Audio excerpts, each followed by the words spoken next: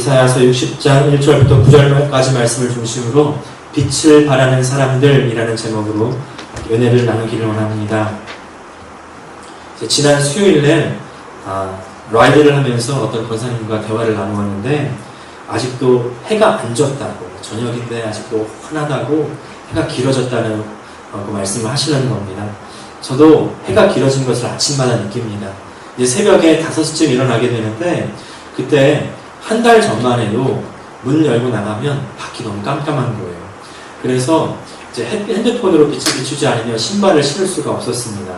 근데 요새는 이제 빛이 필요가 없습니다. 환해가지고 신발 신고 계단 내려오는데 아무런 문제가 없어요. 벌써 밖에 푸르스름하게 동이 터오는 것을 느낍니다. 많은 분들이 해가 길어졌다는 것에 동감하실 겁니다. 하절기에는 이렇게 해가 길어지는 만큼 또 동절기에는 해가 그만큼 많이 짧아지는데요. 노르웨이에 한 마을이 있습니다. 이 노르웨이는 위도가 높기 때문에 원래도 해가 짧지만 또 가파른 산들로 둘러싸여 있어가지고 1년의 절반인 6개월은 아예 해를 보지 못한다고 하는 거예요. 그곳의 이름은 노르웨이의 텔레마르크 주의 리우칸이라는 마을입니다. 리우칸이라는 마을. 이곳에서는 해를 받기 위해서 설치된 케이블카로 타고 올라가서야만 해를 쬐을 수가 있다는 겁니다. 그런데 지난 13년 11월에 이 마을에 한 가지 좋은 일이 생겼습니다. 준비된 영상 같이 보시겠습니다. 3, 4여 명의 주민이 모여 사는 노르웨이의 작은 마을 리우칸. 높이 치솟은 산봉우리 아래 깊은 계곡 속에 자리 잡다 보니 가을 겨울철엔 온종일 햇빛이 들지 않았습니다. 케이블카를 타고 산 위로 한참 올라가야 겨우 햇빛 구경을 할 수 있었는데요. 한 예술가의 기발한 아이디어가 이 암흑의 마을에 햇빛을 선물했습니다. 산중턱에 초대형 거울을 설치한 겁니다. Dat is zomaar van top vooral zijn met zomaar met torgen 거울이죠. met 실탁 voor in bier 그동안 결핍했던 비타민 D를 보충한 주민들의 표정도 밝아졌습니다. Herlig, fantastisk. Jeg er fascinert, jeg. Jeg hadde ikke trodd det var så bra. En 100 år gammel idé blir i dag realisert. Gratulerer med solspeilene. I en kommune der det umulige er mulig.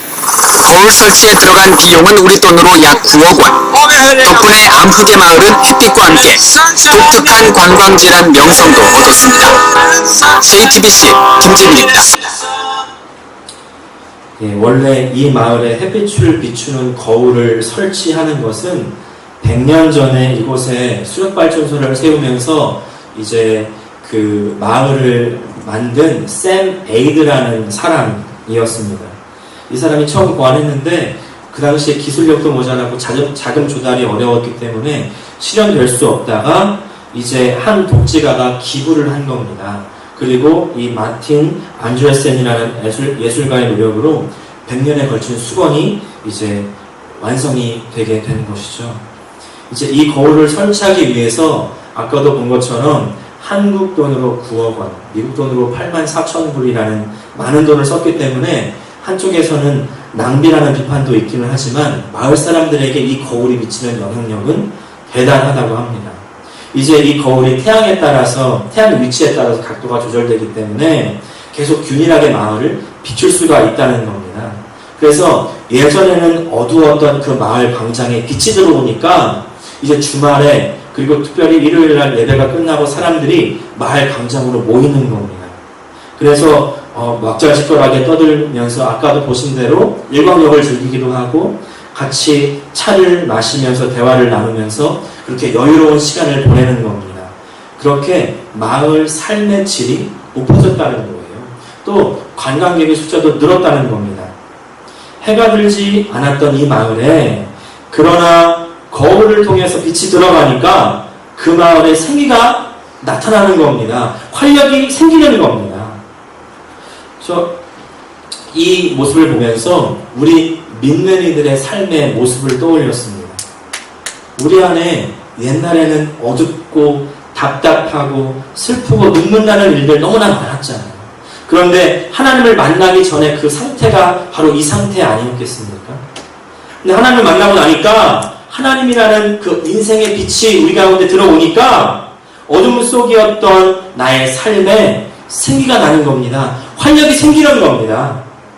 눈물이 기쁨으로 전날의 한숨이 오늘의 찬양으로 바뀌는 거죠. 이것이 우리의 고백, 이것이 우리의 찬양 아니겠습니까?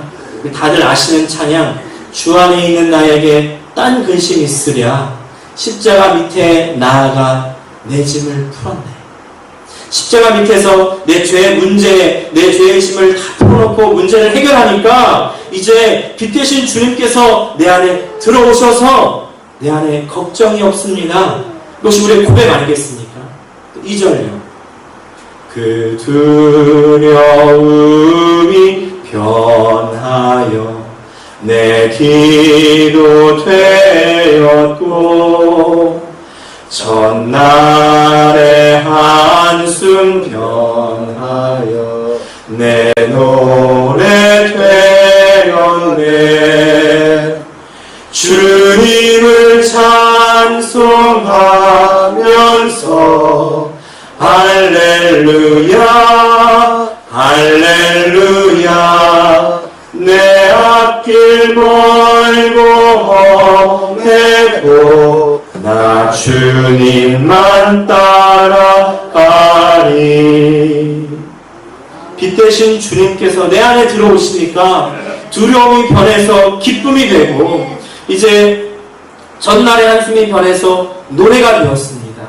아직 내 인생에 험한 골짜기가 남아있을지라도 빛 대신 주님만 따라가겠습니다. 할렐루야. 이것이 바로 우리의 고백 아니겠습니까? 오늘 그 고백이 바로 오늘 우리가 읽은 말씀이라는 겁니다. 이사야서 60장부터 66장까지는 이제 지난날 어렵고 어둠에 처했던 그 이스라엘이 이제 회복될 것이다. 이제 번영을 이룰 것이다. 황폐했던 예루살렘에 많은 사람들이 이제 다시 모여들어서 부흥하게 될 것이다. 그런 약속을 말씀하고 있는 겁니다. 이제 그러니까 너희는 일어나라, 빛을 발하라.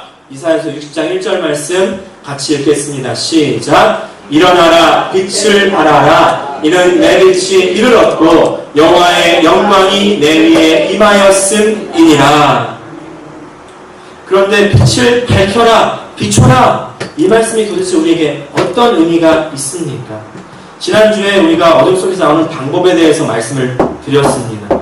그것은 우리가 스스로 죄인이라는 것을 깨닫고 회개해야 된다고 말씀을 드렸죠. 죄인이라는 것을 깨닫는 것은 무슨 말입니까? 내가 이런 죄를 지었습니다. 내가 저런 죄를 지었습니다. 그렇게 나열하는 것이 아니라 하나님으로부터 내가 벗어났었다. 내가 빗나갔었다. 이것이 나의 죄의 본질이라는 것을 깨닫는 것이 바로 이제 깨닫는 것이라면 회개란 이제 하나님을 향하지 않던 나의 방향을 돌이켜서 하나님을 향하는 것입니다. 하나님을 빗나갔던 내가 다시 하나님께로 돌아오는 것입니다. 주님 안으로 돌아오는 것이죠. 그렇게 하나님 앞으로 돌아온 우리는 이제 빛을 비출 수 있는 준비를 마친 겁니다. 빛을 발하기 원하는 우리들이 알아야 할 첫 번째 바로 하나님께서 빛의 근원이시라는 것입니다. 하나님께서 빛이십니다. 우리는 빛이 아닙니다. 우리는 빛의 근원이 아닙니다. 그래서 빛을 발하라 이렇게 말할 때 사실 우리에게는 빛을 발할 수 있는 능력이 없습니다. 우리가 죄와 사망의 골짜기 그 어두운 가운데 있을 때에 인생의 아픈 골짜기 가운데 처해 있을 때 우리는 우리를 스스로를 구할 수 있는 힘이 없습니다. 스스로 일어날 수 있는 힘이 없습니다. 내 좌절과 슬픔 가운데에서 내가 스스로 기쁨을 주고 그 좌절 가운데 다시 일어날 수 있는 힘이 없습니다. 그런데 오늘 말씀이 너희가 때까지 어둠 가운데 있었느냐? 인생의 실고로 고꾸라졌었느냐? 이제 일어나서 빛을 발하라! 그렇게 할 수 있는 이유 바로 우리 위에 하나님의 영광이 임하였다는 겁니다. 우리 60장 1절 다시 읽을 때 후반절을 좀 주목하시면서 같이 읽겠습니다. 시작. 일어나라, 빛을 발하라. 이는 내 빛이 이를 얻고 여호와의 영광이 내 위에 임하였음이니라. 하나님께서 오셔서 우리 위에 임하시니까 이제 우리가 일어날 수 있고 하나님이 우리 위에 오시니까 이제 우리가 빛을 발할 수가 있습니다. 근데 많은 경우에 하나님이 내 빛이 아닐 때가 있습니다. 돈이 우리 빛 아닙니까? 내가 돈 많이 벌어서 좋은 차 굴리고 좋은 옷 입고 다니면 그래서 화려하게 살면 내 삶이 빛이 난다고 생각할 때가 있습니다. 그런데 그런 빛은 금방 사그러들죠. 마치 불꽃놀이의 폭죽을 5초 혹은 10초간 정말 아름답고 밝은 빛을 내지만 그 시간이 지나면 바로 칠 같은 그 어둠이 찾아오는 거죠. 내가 세상에서 중요하게 생각하고 값어치 있게 생각하는 그것은 나를 진짜 빛나게 하지 못한다는 것을 기억해야 됩니다. 그것은 우상입니다. 우상은 우리를 오히려 더욱더 어둠 속으로 빠지게 만드는 것이죠. 진짜 빛이 오는 것을 방해합니다. 오직 하나님만이 빛이신 것을 기억하시기를 바랍니다. 요한복음 1장 5절 보니까 요한일서 1장 5절 보니까 우리가 그에게서 듣고 너에게 전하는 소식은 이것이니 곧 하나님은 빛이시라. 하나님은 빛이시라. 그래서 빛이신 하나님께서 주시는 빛을 받기 위해서 하나님께서 말씀하시는 대로 따라가려는 삶을 사는 것, 그것이 바로 우리가 지금 살고 있는 신앙생활 아니겠습니까? 근데 여기서 주객이 전도되는 일이 발생이 됩니다. 뭡니까? 내가 빛을 발하는 것이 아니라 하나님의 빛을 발하게 해주시는 것인데 내가 어떻게 해서가 아니라 내가 뭘 잘해서가 아니라 하나님이 오셨기 때문에 하나님의 은혜를 주셨기 때문입니다. 내가 기도를 열심히 해서 빛을 내는 게 아니라 내가 예배를 빠지지 않았기 때문에 빛을 내는 게 아니라 내가 헌금을 많이 냈기 때문에 혹은 내가 신앙생활을 오래 했기 때문에 잘했기 때문에 혹 심지어 내가 회개를 많이 했기 때문에가 아니라는 겁니다. 여기서 지금 강조점이 어디 있는지 아시겠습니까? 내가 뭘 했고 내가 이걸 했고 내가 저걸 했고 신앙생활은 내가가 아니라는 겁니다. 기도했기 때문이라면 하나님이 기도를 응답하셨기 때문이고 예배를 드렸기 때문이라면 하나님이 예배를 기쁘게 받으셨기 때문이고 내가 헌금을 드렸다면 헌금이 많고 적음을 떠나서 그 헌금이 하나님이 받으실 만한 정성스러운 예물이었기 때문이고 그리고 내가 회개를 했어도 내가 한 것이 아니라 하나님이 회개해 주셨고 하나님이 용서해 주셨기 때문에 하나님이 그 회개를 기쁘게 받아주셨기 때문이라는 것입니다. 내가 아니라 하나님 때문에 빛이 나는 인생, 우리가 포인트를 잘 잡으셔야 됩니다. 신앙생활의 주체가 내가 아니라 바로 하나님이라는 것이죠. 우리는 다만 하나님께서 주시는 그 빛을 받을 뿐입니다. 그 빛을 누릴 뿐입니다. 하나님께서 빛을 비춰 주셔야 됩니다. 그래서 오늘 이 아침에 이렇게 간구하길 원합니다. 하나님의 빛을 내게 비춰 주시옵소서. 하나님의 빛을 비춰 주시옵소서. 그렇게 간구하고 나갈 때 우리는 하나님의 빛을 받아 반사할 수가 있습니다. 이것이 바로 빛을 발하기 원하는 우리가 알아야 할 두 번째입니다.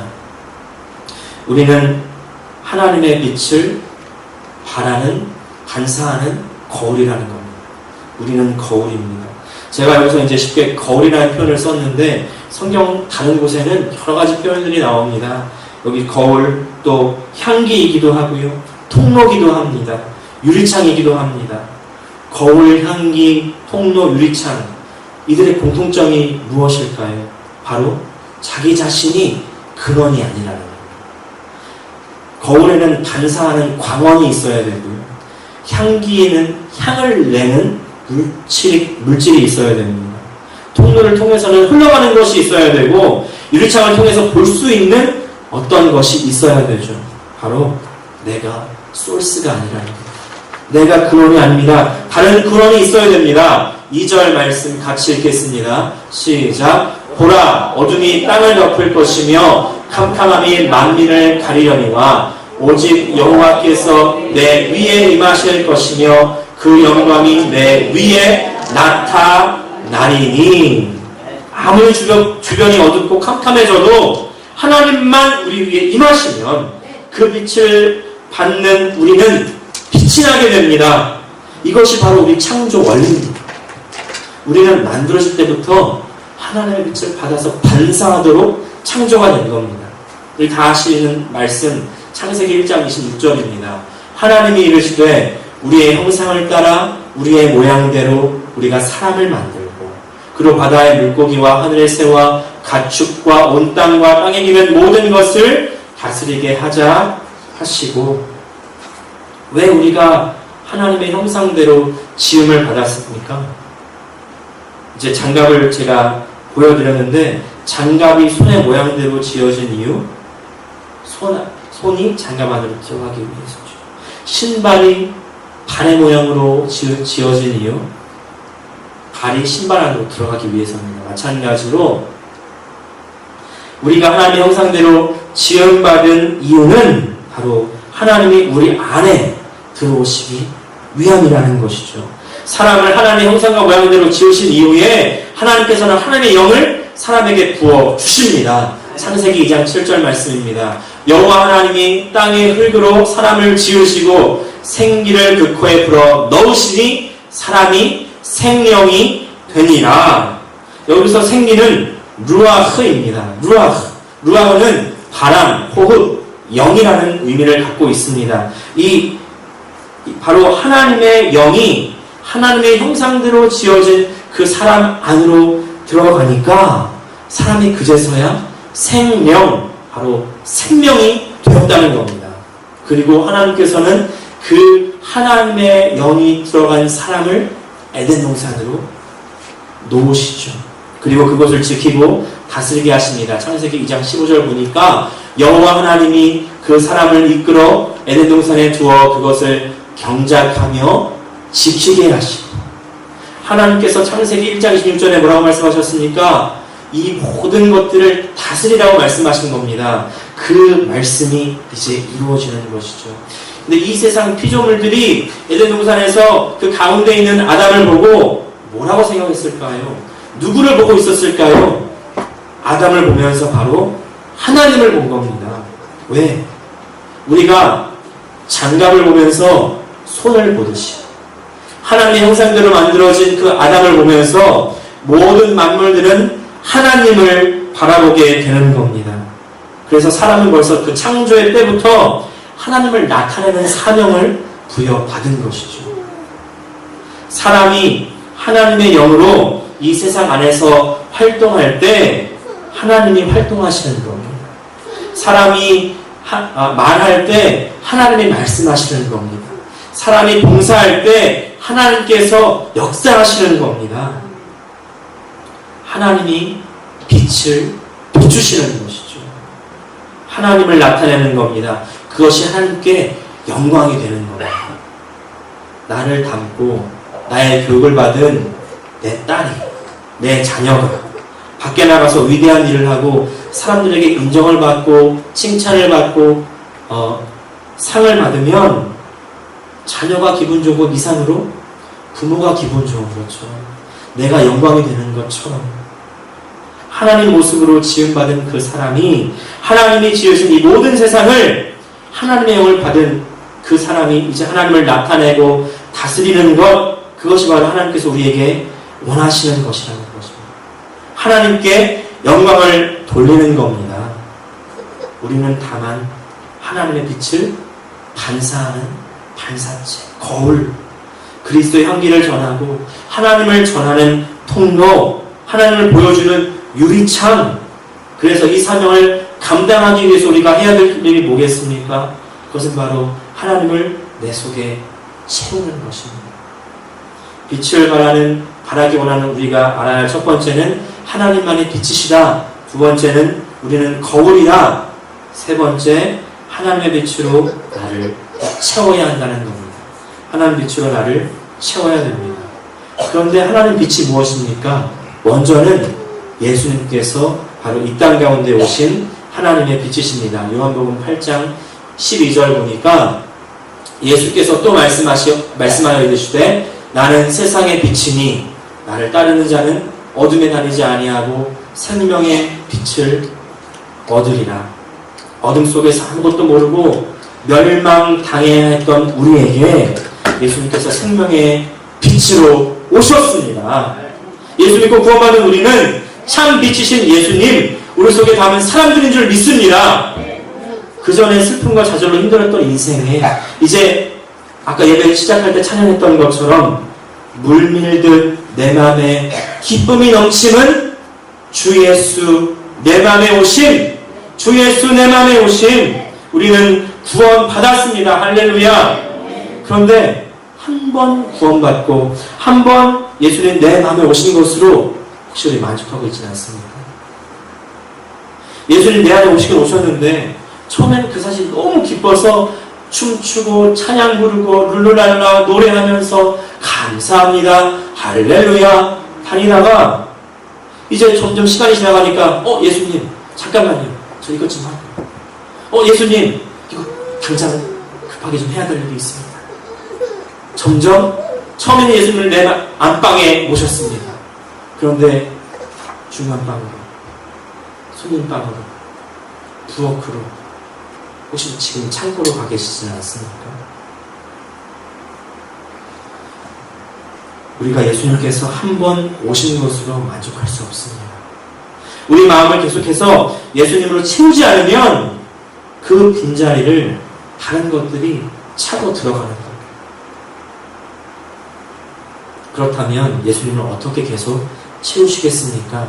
성경 보니까 이 예수님이 말씀이 육신이 된 분이라고 성경은 이야기합니다. 요한복음 1장 14절 보니까 말씀이 육신이 되어 우리 가운데 거하심에 우리가 그의 영광을 보니 은혜와 진리가 충만하더라. 육신으로 오신 하나님 말씀, 그분이 바로 예수님이라는 것입니다. 그 하나님 말씀으로 우리를 채우는 것, 바로 예수님으로 우리를 채우는 것이죠. 예수님께서 말씀하십니다. 모든 성경은 다 나에 대해서 증거하는 것이다. 그러면서 성경은 이 하나님 말씀이 바로 하나님의 호흡이다. 이렇게 말씀합니다. 디모데 후서 3장 16절 다 같이 한번 읽겠습니다. 시작. 모든 성경은 하나님의 감동으로 된 것으로 교훈과 책망과 바르게 함과 의로 교육하기에 유익하니.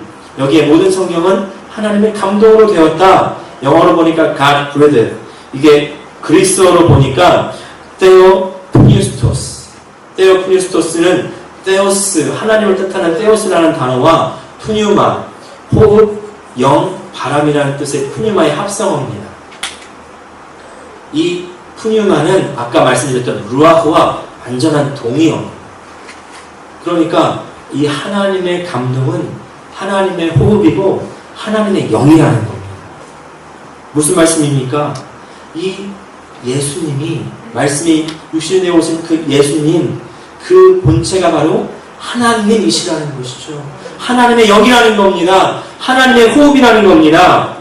기억나십니까? 흙으로 사람을 지으시고 그 코에 생기를 불어 넣으시니 사람이 생명이 된지라.